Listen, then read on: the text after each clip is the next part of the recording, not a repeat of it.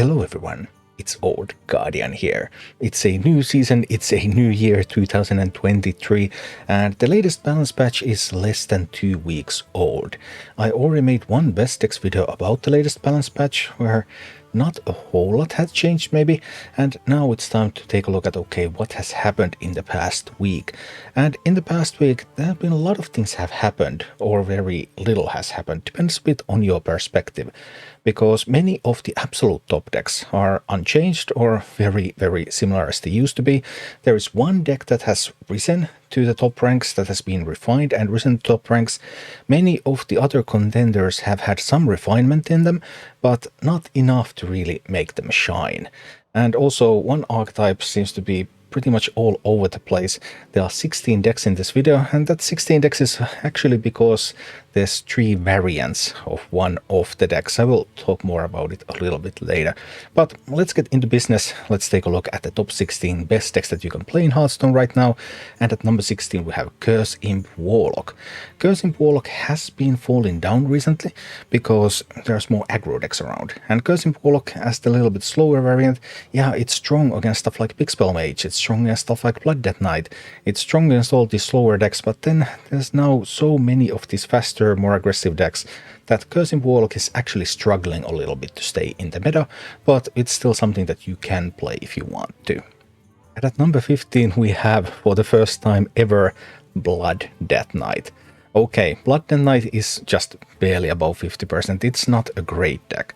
But now with Renatal nerfed, and people have been ditching Renatal, and people have been ditching Renatal from Blood Death Knight as well. Because, I mean, if you win games based on finding Vampiric Blood, and based on finding Astalor, then why not just make it easier to find those?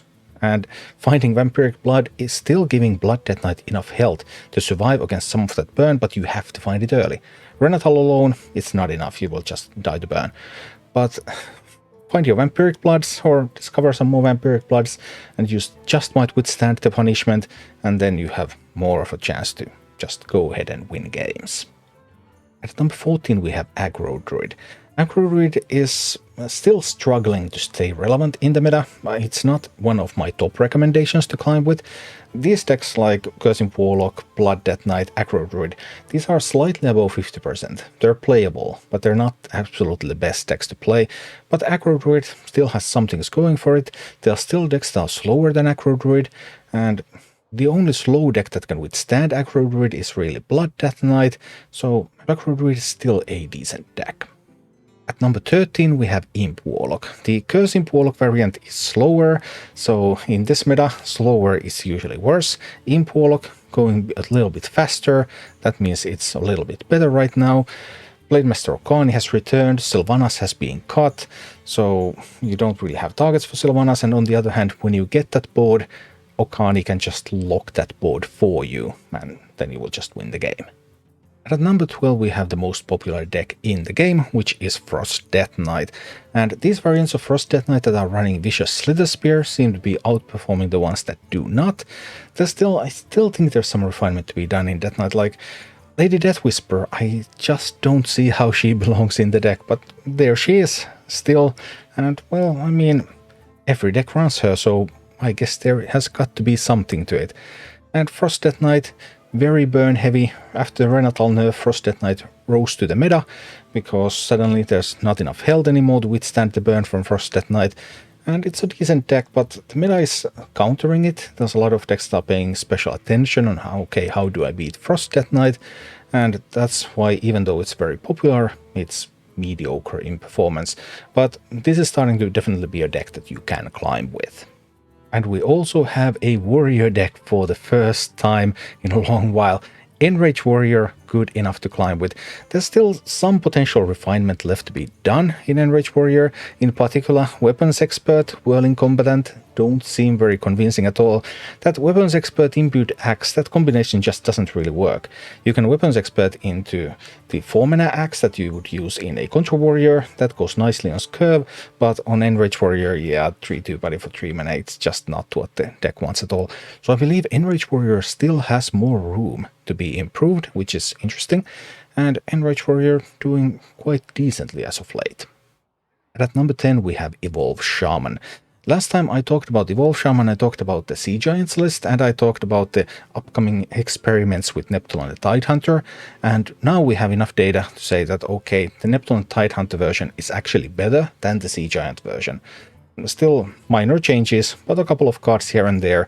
Shadowhunter Vol'jin, Neptune and Tidehunter coming into play, and Evolve Shaman looking pretty good.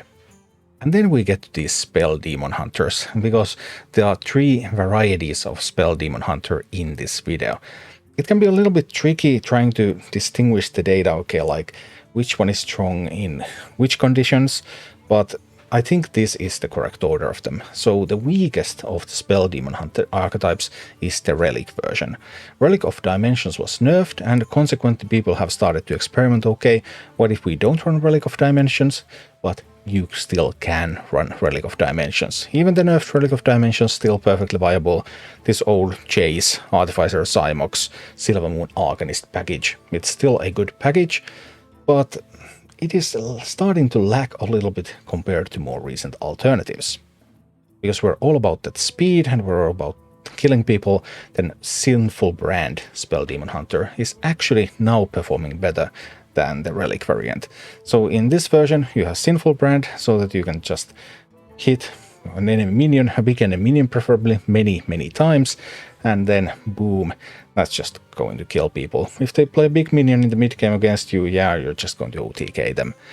And consequently, Chase Darkweaver, Lady Steno, Silver Moon Arcanist, no Artificer Cymox in this deck, and a little bit more explosive, but there's also a little bit more of a chance that you end up with kind of a dead draw, but still performing slightly better in the current meta. And finally, the 3rd variant of Spell Demon Hunter, which is looking like the best variant, but the data is a little bit low on this. So like, what are the good matchups, what are the bad matchups? It's still kind of hard to say, because there's still considerable margins of error in the data, but the quest variant of Spell Demon Hunter. So this is also a Sinful brand list, so this is also aiming to do that OTK. Opponent has a big minion, oh boy, they are in trouble. But this time it's with the quest line included. So you also get the advantage of getting discounts on your cards while you're playing, but it is also a spell version, so Soul Leader Skite is still there. You're not going to get discounts on Jace, you're going to get discounts on those spells instead. But this is now stronger than the old quest version, which was nerfed earlier, but this one currently the best Demon Hunter deck in the game. But now that we approach the top, then we start to see decks that look like they used to, like this Big Spell Mage deck. Not a single card has been changed. Big Spell Mage is still doing exactly the same things that it was doing 1 week ago.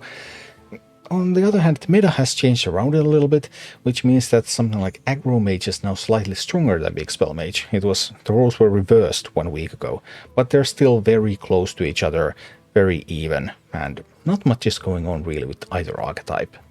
There are some developments going on with Pure Paladin.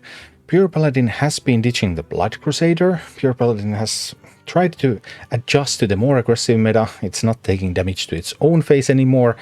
On the other hand, the replacements, Seafloor Saviors, Saran Mooncatchers, are generally still a little bit disappointing. So I think there's still room for Pure Paladin decks to be improved, but Pure Paladin overall, with or without Blood Crusader, it's still looking like a strong contender. And then we have this Aggro Mage. Also, nothing has changed really with Aggro Mage, and Aggro Mage is just a strong deck. And at number 3 we have a newcomer to the list, and it just jumps right at the top.